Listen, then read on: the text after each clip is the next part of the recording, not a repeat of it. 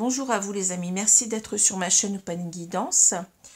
J'ai le plaisir de vous retrouver aujourd'hui donc pour un nouveau tirage qui va concerner les flammes jumelles en lien avec l'avènement de la pleine lune du 8 décembre 2022, pleine lune en Gémeaux. Alors je suis un peu désolée parce que j'ai ma voix qui est voilée si vous l'entendez, c'est-à-dire que j'ai été malade. J'ai eu une bronchite il n'y a pas tellement longtemps et finalement j'ai attrapé un nouveau froid, j'allais mieux et puis donc la bronchite est revenue. Voilà, donc j'ai un nouveau traitement en espérant que cette fois-ci, eh bien, ça marche. Non. Enfin, c'est pas que ça n'a pas marché, j'allais mieux, mais bon, étant encore pas encore tout à fait rétabli, eh bien, je pense que mon corps était encore faible et voilà, ça c'est reparti j'ai attrapé froid, hein, donc voilà. Voilà, alors nous allons donc nous consacrer comme d'habitude, nous allons couper donc cette vidéo en deux, hein, vous savez comment je procède, donc je commence par le féminin sacré ou César, donc de polarité dominante yang au moment de la rencontre. Cette polarité, bien entendu, est appelée à se transformer et à comment dire, se rééquilibrer beaucoup plus en yin à un moment donné, donc ce qu'on appelle la compensation, puisque nous avons bien entendu les deux polarités en nous, mais nous avons une dominante au moment de la rencontre. Alors, féminin sacré, je le rappelle, parce qu'il y a des personnes qui ne comprennent pas que je ne prends pas ici le principe féminin du Tao, qui correspondrait davantage à ce qu'on appelle le runner, hein, ou l'ex-runner. Mais je prends ici comment dire, cette décision, si vous voulez, pour en quelque sorte faciliter l'identification. Hein. Quand on arrive dans ce parcours, on n'est pas forcément au courant des polarités yin et yang, c'est très complexe. Donc je préfère choisir quelque chose de plus simple en me disant que cette polarité du César, si vous voulez, ou de l'ex-César, correspond à un maximum de femmes. Donc c'est pour ça que je vais l'appeler le féminin sacré, tout simplement, pour faciliter la compréhension des personnes qui arriveraient dans ce parcours. Voilà, je voulais encore le dire parce que c'est pas toujours simple, hein, pour certains. Donc voilà, alors je vais peut-être l'appeler aussi parfois César pour aller plus vite, mais bon, ça peut être un ex-César, puisqu'il y a ce retournement, si vous voulez. Enfin, c'est pas tout à fait un retournement, je n'aime pas parce que personne parle de switch.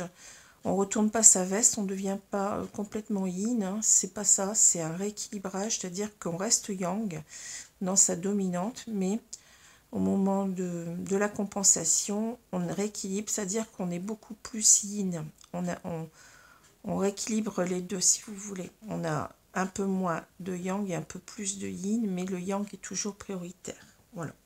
Je voulais le dire parce que c'est pas évident pour certains. On se dit qu'on va se transformer complètement, qu'on devient yin. Non, non. On ne change pas notre polarité comme ça complètement. Hein. Enfin, pour moi, c'est ce que mes guides m'ont montré. C'est pour ça que je n'aime pas le switch où on a l'air de dire qu'on devient complètement quelqu'un d'autre. Hein. C'est pas, pour moi, c'est pas ça du tout. Hein. On ne se transforme pas en runner. Non, non, du tout. Alors, je vais continuer. Alors, oui, ce que je voulais vous dire avant que je commence, c'est que alors, j'ai changé. Hein, vous voyez que là, on a 4 cartes qui sont des cartes issues de l'oracle des flammes jumelles. Donc, auparavant, je prenais l'oracle du Tao. Hein, qui nous donnait des tirages très, très spirituels et un petit peu, comment je veux dire, un peu plus, je cherche le mot, théorique, si vous voulez. Enfin, théorique. Je m'entends, c'est-à-dire que là, avec cet oracle-là, on aura quelque chose qui sera beaucoup plus près de ce que vous vivez. Hein. Un petit peu moins peut-être dans le spirituel, puisque le Tao, forcément, c'est très très spirituel. Mais bon, ça n'empêche que ça peut être intéressant de changer un petit peu comme ça de temps à autre. Alors on va voir ce que ça donne. Si vous aimez plutôt cette forme de tirage, eh bien vous me le dites. Sinon je reviendrai à mon précédent choix, c'est-à-dire l'oracle du Tao. Voilà, à vous de me dire ce que vous préférez. Donc, je vais commencer tout de suite donc, par l'oracle du destin. Ici. Donc, on a du jeu de votre destin, exactement. La maison, le masculin, la consultante, les plaisirs, la récompense, l'indécision, les voyages, l'intuition. Donc, bien entendu, j'ai demandé à ce que ce tirage corresponde à un maximum de personnes par rapport à cet avènement lunaire. Hein. Donc voilà ce que j'ai eu et je vais donc analyser maintenant ce qu'on m'a donné, ce que mes guides m'ont donné. Alors, on vous dit, donc je prends toujours les cartes 2 par 2, vous le savez. Alors, la maison, le masculin. Le bonheur frappe parfois à la porte tout doucement, sachez le reconnaître et l'accueillir, le masculin. Ne regardez pas en arrière, ce n'est pas dans cette direction-là que vous allez. Bon, ici, en quelque sorte, on nous parle du retour. Hein. On le voit très bien à la maison. Donc, on attend. On est dans l'attente ici. Ce César, je vais l'appeler comme ça pour aller plus vite. Mais bon, je n'aime pas les étiquettes, vous savez. Alors, et vous savez pourquoi, je l'ai expliqué tout à l'heure. Donc, on a ici un féminin sacré ou un César qui attend le retour de son autre. Hein. C'est ça que je vois. Alors, le fait que ce masculin, il apparaît ici, il apparaît en tant que masculin sacré. Hein. Vous avez une autre carte qui est le consultant, mais ici, on le montre comme le masculin sacré. Donc, il y a déjà une prise de conscience du César que son autre, qu'elle est bien dans un parcours de flammes jumelles ici, hein. Que son autre, eh bien, c'est ce masculin sacré, et qu'il est appelé à revenir vers elle. Et donc, si on a ces cartes en premier plan, c'est qu'elle est véritablement dans l'attente de ce retour. Alors, on verra parce que ici, j'ai l'impression, on ne nous parle pas de fin de parcours ici, hein.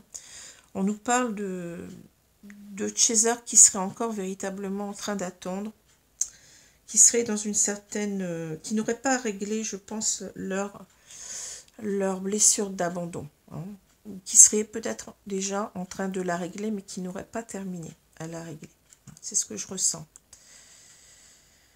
Alors, le fait est que ce masculin soit présent, c'est qu'il y a beaucoup d'amour aussi. Hein. Elle pense énormément, enfin je dis elle, vous remplacez si vous êtes un homme de César, hein, il n'y a pas de souci. Elle pense énormément donc à son masculin sacré, et elle attend qu'il revienne. Hein, donc voilà. Ce que je peux déjà vous dire avec ces deux cartes. Donc la consultante, elle est déjà là, mais regardez, il y a une autre carte que oui, j'avais vu qu'il y avait une deuxième carte, mais je ne l'ai pas vue, c'est la tristesse, voyez. Alors, justement, c'est intéressant, cette carte, elle est à l'envers. Les deux cartes étaient collées, je les ai prises comme ça, donc j'ai laissé, puis je me suis plus aperçu qu'il y avait deux cartes. Hein. Alors, déjà, ce qui est important de voir, c'est que cette consultante, elle tourne le dos à son masculin. Hein. Comme si, en quelque sorte, elle attend qu'il revienne, elle espère qu'il revienne, mais vous voyez, il y a un problème. Hein. Il y a une sorte de rancune, je dirais ça comme ça, hein, que ce masculin eh bien, ne soit pas encore là. C'est pour ça que je vous parle de dépendance affective, de blessure d'abandon. Et là, vous voyez, c'est la tristesse, on voit quelqu'un de triste. Le plus important n'est pas de tomber, mais de se relever. En quelque sorte, on vous dit, ne restez pas dans la tristesse, ne soyez pas aussi dans la rancune par rapport à votre autre. Alors, c'est marrant parce que vous avez cette carte, je regarde bien. Ah, ben j'en ai encore deux là, voilà. C'est fou, hein. Elles sont collées, je ne sais pas pourquoi. Alors, c'est embêtant parce que j'ai abîmé ma carte. Je ne sais pas pourquoi elles sont collées comme ça. Bon. Alors, les plaisirs, pour moi, ça me parle véritablement de deux choses. Alors, on peut penser ici, on approche des fêtes de fin d'année, hein.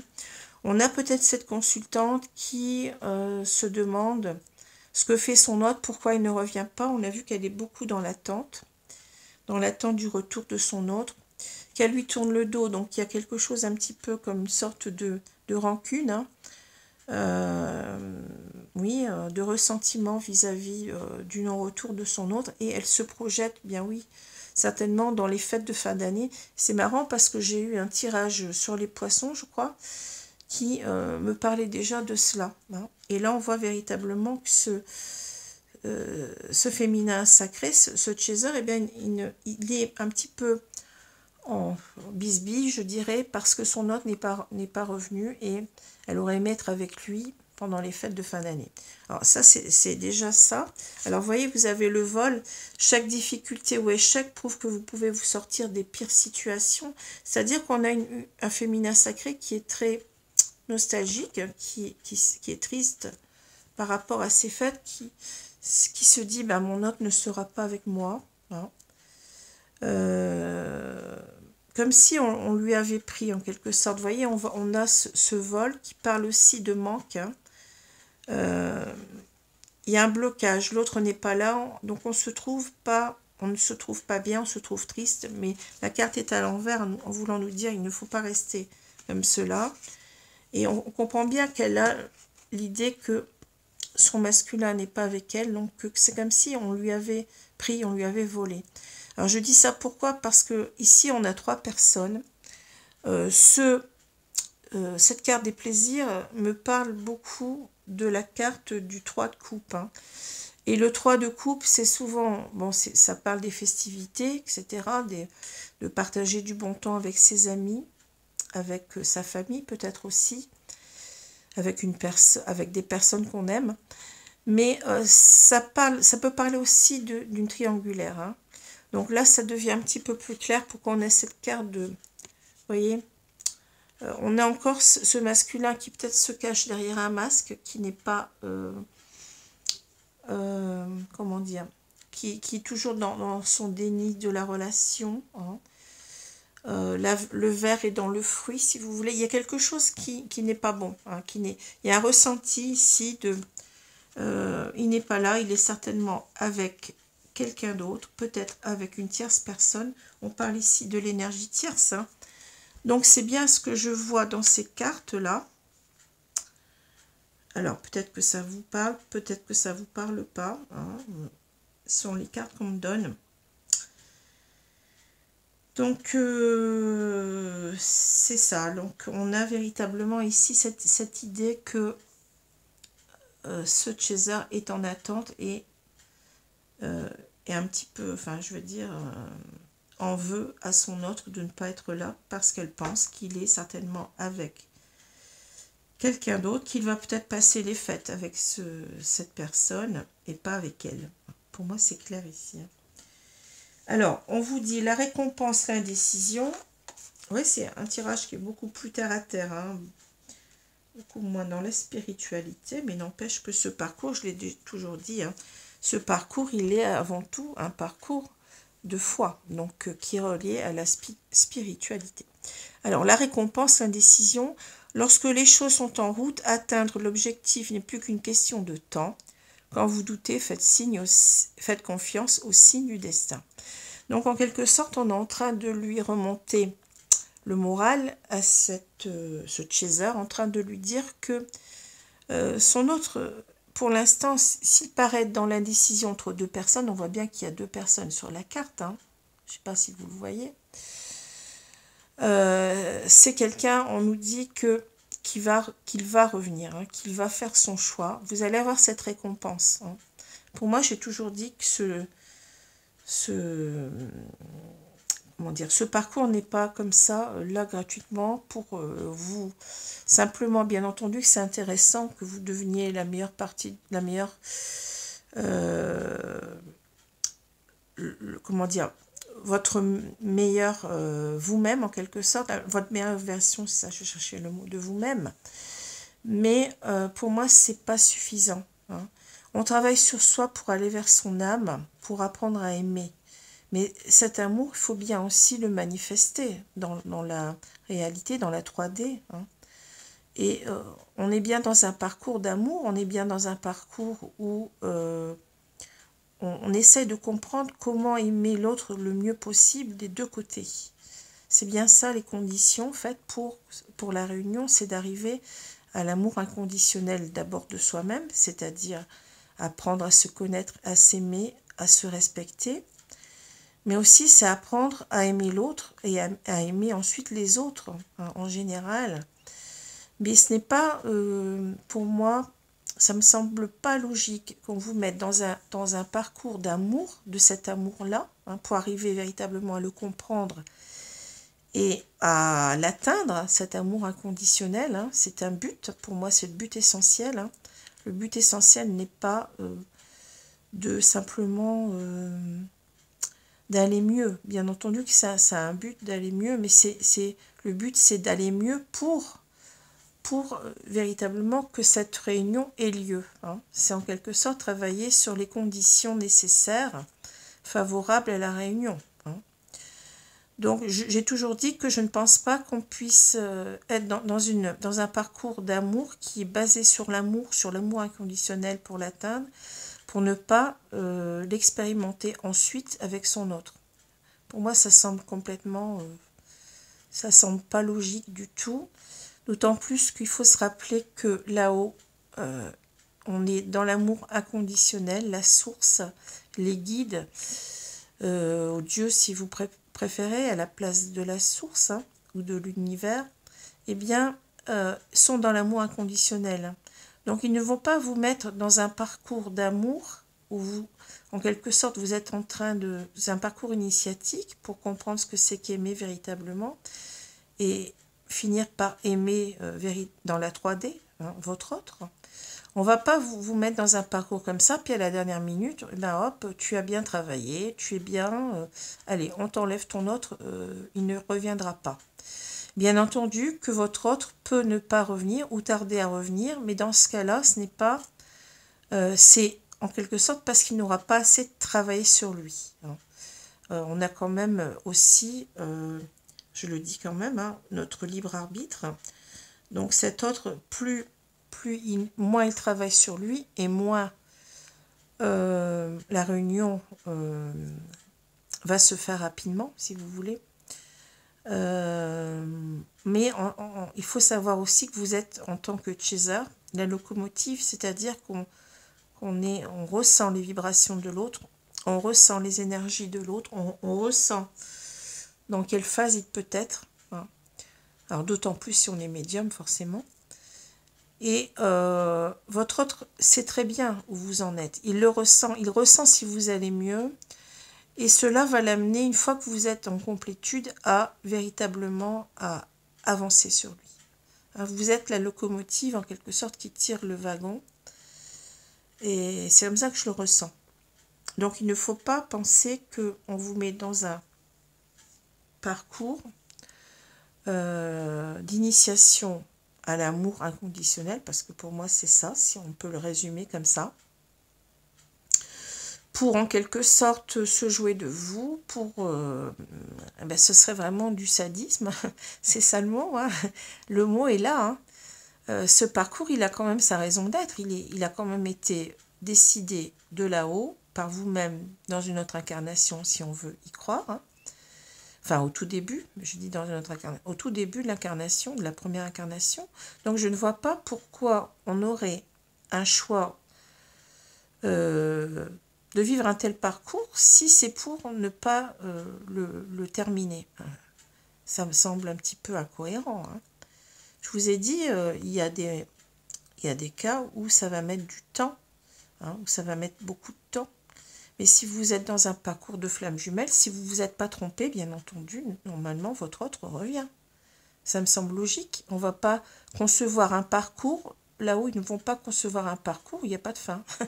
Ouais, ça me semble pas, voilà, ça me semble pas cohérent du tout. Hein. Surtout avec cette idée de bienveillance, cette idée d'amour inconditionnel. Voilà, vous êtes bien ici dans un parcours pour vivre cet amour réellement dans la 3D, le concrétiser hein, et le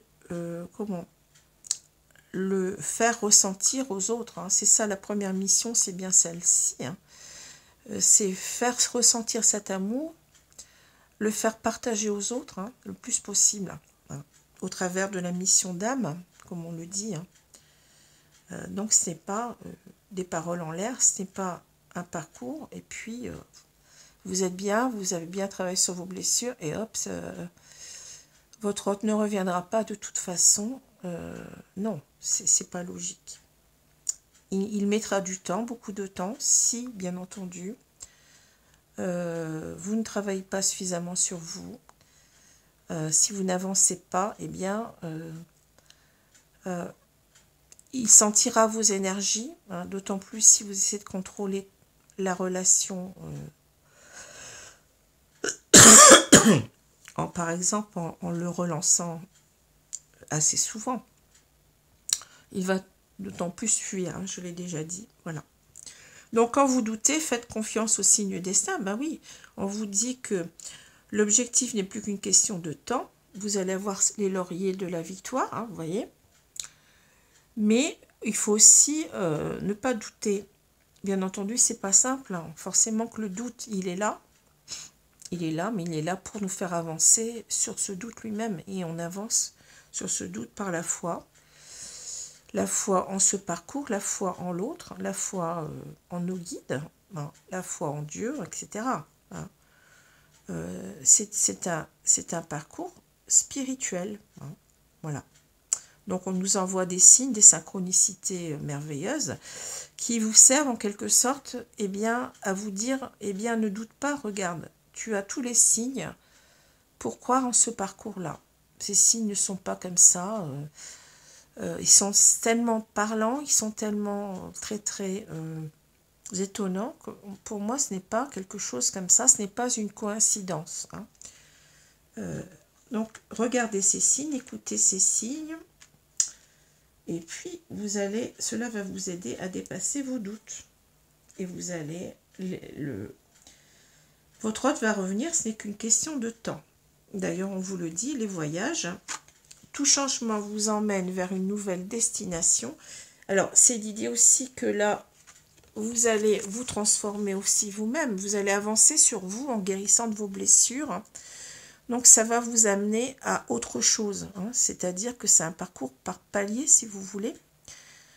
Premier palier, je l'ai déjà dit, travail sur soi, travail de l'amour de soi, du respect de soi par rapport à l'autre, aux autres en général aussi. Hein.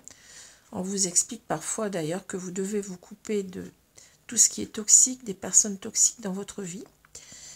Donc c'est bien cela. Deuxième palier, c'est le palier où vous allez travailler votre amour de l'autre.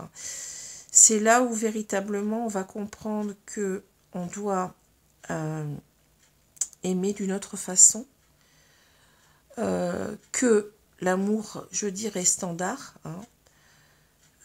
Donc ça, c'est un vaste discours, hein, une vaste explication à donner. Je ne peux pas tout rappeler ici, mais bon, l'essentiel est de ne pas rester dans le contrôle de l'autre, hein, de véritablement de laisser l'autre libre de sa vie.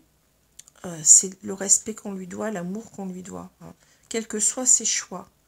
Quels que soient ses choix, bien entendu, il faut toujours se respecter et se faire respecter. Ça c'est condition, même si on parle d'amour inconditionnel, mais ça porte à confusion. Et donc, je vous ai dit, deuxième parcours, c'est apprendre à aimer votre autre. Et troisième parcours, c'est vivre, refléter en quelque sorte cet amour aux autres. Hein. On peut déjà, donc dans une mission d'âme, mais la mission d'âme, c'est déjà ce que je viens de dire, refléter cet amour aux autres, mais ça peut être concrètement, beaucoup plus concrètement, dans des missions de vie. Hein. Donc, ça peut être au travers d'activités, de professions, vous voyez, ça peut être aussi au travers de comment être dans des dans des parcours associatifs, du bénévolat, etc., pour aider les autres. Donc ça peut être différentes choses. Hein. Alors l'intuition, il suffit parfois de vous arrêter un instant pour que les choses se manifestent d'elles-mêmes. Donc on vous dit écoutez votre intuition. Alors les voyages, c'est-à-dire que là, vous allez progresser sur vous, mais aussi votre autre va avancer. Hein. Votre autre va avancer sur lui. Hein. Pour arriver à cette nouvelle destination, ben, c'est la réunion. Hein. La réunion, c'est d'abord les retrouvailles qui mèneront à cette réunion. Donc il faut savoir vous écouter. Écoutez votre intuition, écoutez les signes qu'on vous envoie, ayez la foi. Hein. Voilà. Donc toujours un beau message des guides qui sont très rassurants. Alors ici, donc c'est assez simple à voir. Ici, on parle de l'énergie tierce. Donc c'est que vraiment, cette énergie tierce, ici, elle est impactante. Ici, pour ces Chésars qui sont représentés là. Hein, on nous parle de certains Chésars, pas tous, bien entendu. Donc ici, on a des Chésars qui sont impactés beaucoup par les énergies tierces. Hein. Ici, vous avez l'impression, ben oui, que votre autre, eh bien, c'est l'image du pendu du tarot. Hein. Il y a des obstacles au retour de votre autre, donc vous pensez que vous êtes trahi. Hein. Donc on a véritablement ces deux blessures d'âme qui apparaissent clairement, c'est-à-dire la blessure d'abandon et la blessure de trahison, ici. Hein. Cette carte, elle est très claire. C'est-à-dire qu'on doit travailler à avoir beaucoup plus confiance en l'autre. Arrêter d'avoir des ressentis, hein, c'est-à-dire qu'on va essayer ici de concevoir que le bien-être, le bonheur, si vous voulez, ça ne dépend pas de quelqu'un. Vous devez construire votre propre bien-être tout seul. Vous ne pouvez pas non plus contrôler l'autre, vous ne pouvez pas assujettir l'autre, vous ne pouvez pas l'enfermer dans une boîte, le mettre en prison si vous voulez. Votre autre n'est pas là, c'est respectable. Si vous l'aimez, vous devez respecter ses choix, quels qu'ils soient. Hein. L'amour n'est pas prison, l'amour n'est pas dépendance. Vous ne devez pas non plus dépendre de lui pour être heureuse ou heureux, hein, ou d'elle. Hein. Votre propre bonheur ne doit dépendre que de vous. Alors ça, c'est une façon de remettre l'église au milieu du village, c'est-à-dire que on doit faire ce lâcher-prise, arrêter de contrôler l'autre, arrêter de lui envoyer sans arrêt des mails ou des SMS ou de l'appeler. Bien entendu, vous pouvez toujours lui envoyer un petit mail pour son anniversaire, mais n'essayez pas de vouloir faire un petit peu du forcing, hein, puisque vous savez que votre autre n'est pas prêt à être avec vous dans cette relation, pas parce qu'il ne vous aime pas. Moi, je vois bien qu'il vous aime tout autant que vous l'aimez, qu'il se pose beaucoup de questions. Il a aussi lui-même des synchronicités, des signes. Hein. C'est pareil des deux côtés. Donc, c'est en quelque sorte un parcours en parallèle, même si on en a un qui est un petit peu plus à la traîne. Mais c'est compréhensible quand on comprend ce que c'est que l'énergie yin dominante. C'est quelqu'un qui est beaucoup impacté par ses émotions. Hein. C'est quelqu'un qui a du mal à exprimer ce qu'il ressent. Et c'est quelqu'un qui a beaucoup cette image négative de lui depuis l'enfance. Hein. Donc c'est quelque chose qui n'est pas évident pour lui, surtout face à un tel degré d'amour qu'il ressent. Donc il ne se fuit pas, il ne vous fuit pas, vous, César, mais il se fuit lui-même. Donc on vous dit que par rapport à ça, vous avez cette carte du soleil, donc il faut être optimiste. Hein. La carte du soleil, c'est la carte de... Il faut voir clair aussi que s'il n'a qu'une énergie tierce, eh bien c'est parce qu'il a des choses à travailler avec cette énergie tierce, hein, simplement pour revenir vers vous. Ce sont souvent d'ailleurs des personnes toxiques. Pas toujours, mais ça peut l'être. Hein. Donc, ici, on vous dit, regarde clairement ce qui se passe, ton autre thème, et ce n'est pas parce qu'il est avec une énergie tierce qu'il ne pense pas à toi. Hein. Il voit bien à un moment donné que ces deux personnes ne sont pas sur le même plan, qu'il y en a une qui l'aime beaucoup plus que l'autre, et souvent même que cette autre, hein, son autre, hein, eh bien, est complètement différente de l'énergie tierce, qui ne lui apporte pas, qui finit par comprendre plutôt qu'il ne lui apporte que des désagréments, hein, même beaucoup plus parfois de la souffrance. Donc il finit par comparer et il sait très bien que c'est vous. Donc gardez votre optimisme, gardez votre foi en cette relation.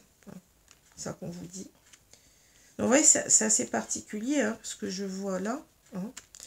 Alors, on a cette carte de la mission divine et de la défiance. Donc là, c'est le lien, bien entendu. Donc on a 2 cartes du tarot des flammes jumelles et 3 cartes du Chaser 5.0. Alors la mission divine, eh bien, je viens d'en parler tout à l'heure. Hein. C'est la mission, en quelque sorte, de refléter cet amour aux autres. Hein. C'est cette mission qui est véritablement pour moi le but essentiel du parcours de flammes jumelles. Donc c'est cela qui, en quelque sorte, vers lequel on doit tendre, hein, par un travail sur soi, par un travail de guérison, pardon, des blessures, hein, des blessures. Là, on voit bien la blessure d'abandon, la blessure de trahison. Hein. Donc, comment on va les guérir? Eh bien, on va les guérir déjà en les comprenant, en les ressentant, en ayant en quelque sorte canalisé en quelque sorte ces blessures, hein, en les ayant bien identifiées, et comme ça on va véritablement faire un travail de lâcher prise. Hein. Alors le lâcher prise, bien entendu, ce n'est pas arrêter d'aimer votre autre, comme certains ont pu le dire sur la même mise en colère. Hein. Cet amour, il est véritablement beau, il doit véritablement se vivre, mais il ne doit pas se vivre dans la souffrance. Hein. C'est ça la différence, c'est que vous allez lâcher prise sur vos peurs, sur l'abandon, sur la trahison. Vous allez cheminer vers, en quelque sorte, l'idée que votre autre, ce n'est pas quelqu'un de toxique déjà, hein. Que cet autre, en fait, il s'est séparé de vous, il y a eu cette séparation, ou alors c'est vous qui l'avez impacté, pas impacté, qui l'avez créé en quelque sorte, mais certainement poussé par votre autre. Hein. Donc c'est ça qui m'est arrivé. Donc vous allez comprendre que je le répète encore une fois, que cette séparation n'est pas une séparation de malveillance, mais une séparation pas à l'aise avec ça, parce que il peut y avoir des différences dans ce couple qui font que ça amène l'autre son autre, le runner, à se dire qu'il n'est pas à la hauteur de dépasser toutes ces différences. Hein. Il n'est pas à la hauteur pour le moment, au moment de la séparation, de dépasser tous ces obstacles. Ça lui semble trop difficile. Déjà qu'il ne se considère pas, parce qu'il ne se connaît pas, il se connaît mal. Il a souvent des attitudes un petit peu comment je veux dire ça, de quelqu'un qui est instable émotionnellement, hein, quelqu'un qui peut paraître presque comme un enfant. Hein. Et donc il y a besoin de grandir, de maturer envers lui d'abord pour pouvoir être prêt à être avec vous. Hein. Donc ça demande déjà le temps pour se connaître, le temps pour admettre qui on est, qu'on n'est pas parfait et qu'on n'a pas à l'être. Eh bien il faut du temps. Hein. Mais pendant ce temps-là, vous devez travailler sur cette idée que oui, ce n'est pas une relation toxique et que vous ne devez pas aussi vous faire souffrir, parce que sinon, si vous attendez toujours l'autre en train de compter les jours, les mois, les années, vous devenez toxique envers vous-même. Et le but n'est pas cela, le but est véritablement d'arriver à une complétude, c'est-à-dire d'arriver à mieux-être, d'arriver à une guérison de tout ce qui vous fait souffrir. Donc c'est pour ça qu'on vous parle du détachement, du lâcher-prise non pas par rapport à votre autre, mais par rapport à vos propres blessures. Arrêtez de l'attendre, arrêtez de souffrir et de compter, je l'ai déjà dit, les jours, les mois, les années. Recentrez-vous sur vous et vivez ce que vous avez à vivre de bien, de mieux. Hein. Et voilà, vous ne pouvez pas agir sur votre autre, donc agissez déjà sur vous. Et vous allez comme ça construire votre complétude et amener, comment dire, les conditions indispensables pour la réunion. Créer ces conditions parce que vous allez... Ce n'est pas parce que si vous restez dans la souffrance, dans le mal-être, comment voulez-vous que votre autre revienne et c'est pas possible. Hein. Il va repartir, d'accord? Parce que vous n'aurez pas cette confiance en vous pour lui donner confiance en lui. Donc ça marche comme ça, hein, c'est simple à comprendre. Hein. Donc la mission divine, oui, c'est, on vous dit en quelque sorte, eh bien, vous voyez, on parle de défiance avec le 6 d'éther, là. Vous êtes en quelque sorte en train de vous poser beaucoup de questions, beaucoup de doutes par rapport à ce parcours. Mais on vous dit que oui, vous avez cette mission divine, vous avez cet amour inconditionnel à incarner. Hein. C'est ça, donc il ne faut pas l'oublier. Hein. Ce parcours n'est pas gratuit, ce parcours n'est pas là pour faire joli ou pour vous embêter. Pas du tout. Hein. Il a un but et c'est bien celui-là, donc ne soyez pas dans la défiance. Ne soyez pas dans les doutes, restez centré sur, eh bien, sur le but de ce parcours et ayez la foi. C'est ça qu'on vous dit. Hein. Alors, si je rajoute les deux cartes qui correspondent, le 20, c'est le jugement et le 6 d'éther, c'est le 6 d'épée. Hein. Alors ici, on vous dit en quelque sorte, regardez, c'est la carte du jugement. Le jugement dernier, donc ici, on peut la considérer comme une carte d'appel divin. On vous dit en quelque sorte, eh bien, on a un message à vous donner. On vous révèle que vous êtes dans un parcours de flammes jumelles. Écoutez-le. Hein, c'est ça. Le message divin, c'est ça. Hein, c'est la révélation de ce lien. Donc, il va falloir écouter cet ange. Il va falloir vous transformer. Vous savez bien que le jugement dernier, ben c'est en quelque sorte apprendre, comment dire, comprendre ses erreurs, peut-être ses erreurs de jugement d'ailleurs, hein, et avancer sur soi, ne plus faire les mêmes erreurs. Hein. Ici, on vous dit en quelque sorte que simplement, vous avez, c'est pas tout à fait les erreurs, mais c'est vos blessures à guérir. Vous allez guérir vos blessures, vous allez renaître autrement. Hein. Vous allez renaître beaucoup mieux. Une carte véritablement qui parle du phénix qui renaît de ses cendres, hein, donc c'est bien ça. Et là, on vous dit, donc le 6 d'épée, c'est l'idée, voyez, de quitter quelque chose qui ne nous convient pas pour aller vers autre chose de mieux. Hein, même si on ne sait pas ce qu'il y a au bout du voyage. Hein. Donc c'est l'idée ici de véritablement on n'en peut plus, il va falloir partir pour aller ailleurs. Et c'est ça qu'on vous demande en quelque sorte, quitter vos blessures, quitter tout ce qui vous colle à la peau qui n'est pas bon, hein, blessure de trahison, blessure d'abandon qui vous sépare d'autant plus de votre autre. Avancez vers la transformation de vous-même, vers en quelque sorte un mieux-être, puisque là on vous dit que vous allez quitter tout ce qui n'est pas bon pour vous et vous allez vous retrouver eh bien, beaucoup mieux dans la complétude. Ce n'est pas impossible puisque moi j'y suis. Hein. Enfin, sans me frotter la manche, hein, bien entendu que c'est pas. Il y a des petits moments, on a encore des doutes, ça c'est normal. C'est pas, rien n'est parfait, mais la majeure partie du temps, eh bien, on va bien. Hein. Voilà. Donc, ça peut parler aussi du retour de votre autre, hein, ici. Hein. On peut vous parler aussi que votre autre va quitter donc ces énergies tierces parfois toxiques pour revenir vers vous. Hein. Il va avoir ce courage à un moment donné, quand il aura bien mis sa peur du rejet de côté, à revenir vers vous. Voilà, donc ça parle dans les deux sens. Hein. Alors, on vous parle de communication, donc de 3D, contact verbal, visuel, déplacement, voyage.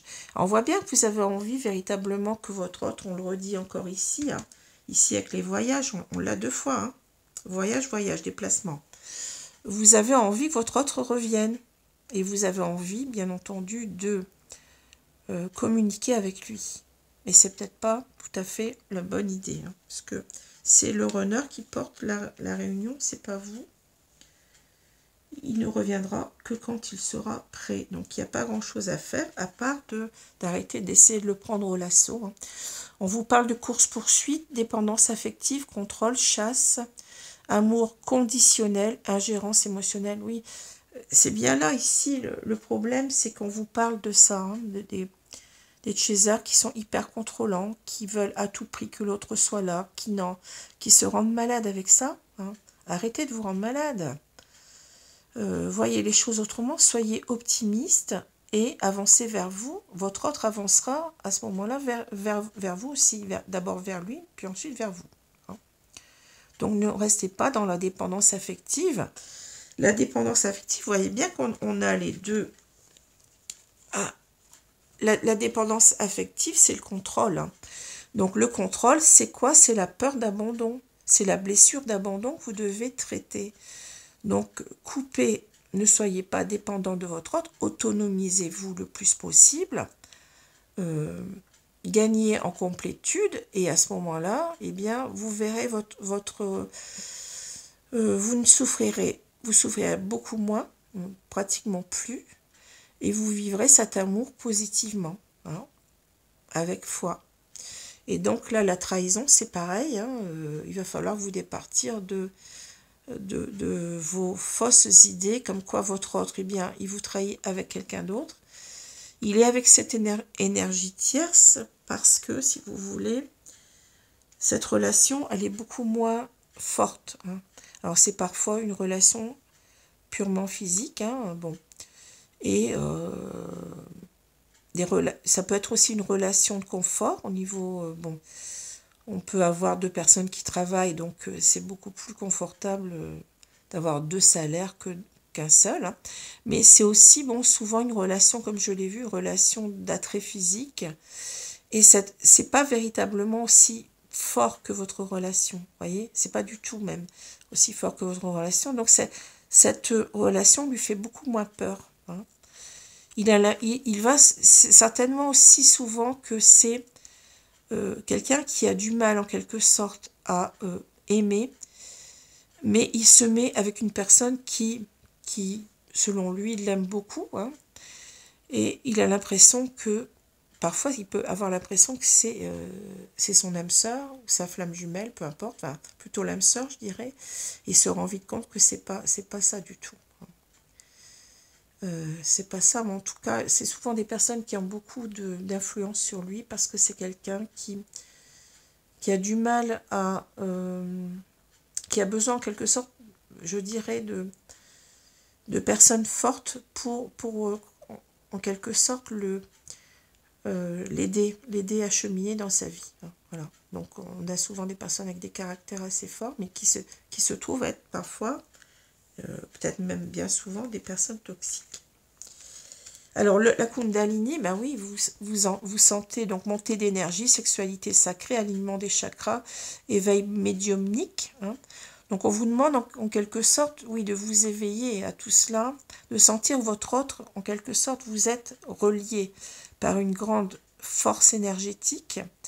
Donc, c'est-à-dire qu'on vous dit, n'oublie pas que ton autre, eh bien, et toi, vous êtes véritablement dans une attirance, une attraction, mais immense. Hein. Donc, on ne peut pas couper ce lien facilement, je t'ai déjà dit. Hein. Et donc, il faut véritablement avoir confiance en ce lien qui n'est pas un lien comme les autres. Hein. Voilà. Donc, ici, en quelque sorte, on est en train de parler, les guides sont en train de parler à des personnes qui sont encore dans leurs blessures d'abandon et de trahison, hein, c'est manifeste ici, hein, Et on vous dit d'apprendre à guérir de tout ça pour permettre les conditions, pour créer les conditions favorables au retour de votre ordre, tout simplement. Et déjà d'aller mieux vous-même. Ne restez pas à souffrir. Le parcours n'a pas vocation à être souffrant, mais à être guérisseur. C'est tout ce qu'il y a à comprendre. Hein. Voilà. Alors, je ne sais pas si ce nouveau format, bon, j'ai changé que 4 cartes, vous allez me dire. Hein. Si ce nouveau format vous plaît davantage, ou si c'est pareil, vous pouvez me le dire. Hein. Donc, on va voir donc comment dire, le runner, hein, demain, le runner ou le masculin sacré. Voilà. Je vous remercie. Bonne journée à vous, bonne soirée. Puis encore toutes mes excuses pour ma voix qui fait des siennes parfois. Hein. Voilà, merci. Au revoir.